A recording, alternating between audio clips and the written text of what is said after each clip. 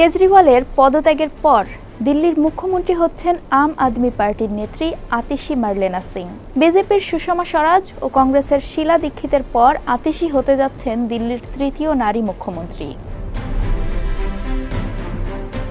এর আগে সব জল্পনা-কল্পনার অবসান ঘটিয়ে 17 সেপ্টেম্বর বিকেলে দিল্লির মুখ্যমন্ত্রীর পদ থেকে ইস্তফা দেন অরবিন্দ কেজরিওয়াল। ওই দিন সকালেই কেজরিওয়ালের বাসভবনে আম আদমি পার্টির বিধায়কদের বৈঠক হয়। সেখানেই ঠিক হয় পরবর্তী মুখ্যমন্ত্রী হবেন আতিশি। এরপর বিকেল 5টা নাগাদ লেফটেন্যান্ট গভর্নর অর্থাৎ উপরাজ্যপাল বি.কে. সাক্সেনার কাছে গিয়ে ইস্তফা দেন কেজরিওয়াল। আপ বিধায়ক দলের সিদ্ধান্তের কথাও এলজিকে জানান তিনি। সম্প্রতি জামিন পাওয়ার পর কেজরিওয়াল ঘোষণা দেন তিনি মুখ্যমন্ত্রীর পদ থেকে ইস্তফা দেবেন। দিল্লির মানুষ যদি তাকে জিতিয়ে আনেন একমাত্র তাহলেই তিনি মুখ্যমন্ত্রীর পদে বসবেন।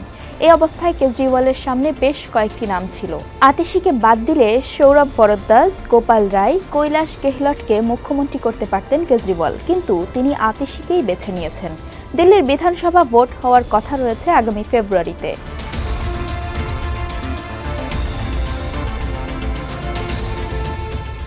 আপ আশা করছে মানুষ আবার কেজরিওয়ালকেই ভোটে জিতিয়ে দিল্লির মুখ্যমন্ত্রী করবেন। তার আগ পর্যন্ত মুখ্যমন্ত্রী থাকবেন আতিশি। আপ নেতারা বলছেন তাদের রাজনীতি কেজরিওয়ালকে কেন্দ্র করেই আবর্তিত হবে, সেখানে কোনো পরিবর্তন হবে না। জার্মান ভিত্তিক সংবাদ মাধ্যম ডয়েচে ভেলেকে আপ নেতা অনুপ ঠাকুর বলেছেন, বর্তমান পরিস্থিতিতে আতিশি সেরা পছন্দ। তিনি উচ্চশিক্ষিত, সিসোদিয়ার পর শিক্ষা দপ্তর খুব ভালোভাবে চালিয়েছেন, পরিচ্ছন্ন ভাবমূর্তি আছে, সবচেয়ে বড় কথা তিনি নারী। দিল্লিতে নারী মুখ্যমন্ত্রীদের একটা ধারা আছে, আর দিল্লির নারীদের একটা বড় অংশ আম আদমি পার্টির সমর্থক।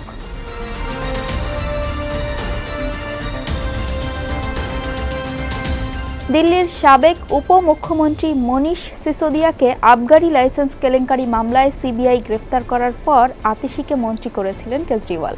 তারপর গুরুত্বপূর্ণ শিক্ষা দপ্তরের দায়িত্ব সামলেছেন আতিশি। কেজরিওয়াল গ্রেফতার হওয়ার পর মূলত আতিশি ও সৌরভ ভরদ্বাজই সরকারের কাজকর্ম চালাচ্ছিলেন।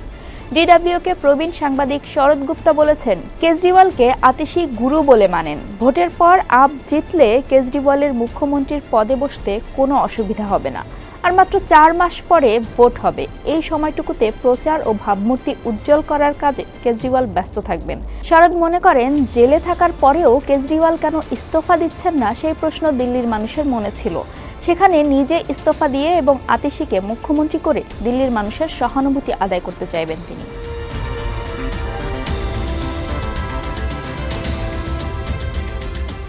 আতিশি বলেছেন, দিল্লির মানুষ কেজরিওয়ালকে মুখ্যমন্ত্রী দেখতে চান, কারণ তারা জানেন কেজরিওয়াল মুখ্যমন্ত্রী না হলে বিনা পয়সায় বিদ্যুৎ পাওয়া যাবে না, মেয়েরা বিনা পয়সায় বাস যাত্রা করতে পারবেন না, সরকারি স্কুলের উন্নতি হবে না, মহল্লা ক্লিনিকে চিকিৎসা পাওয়া যাবে না।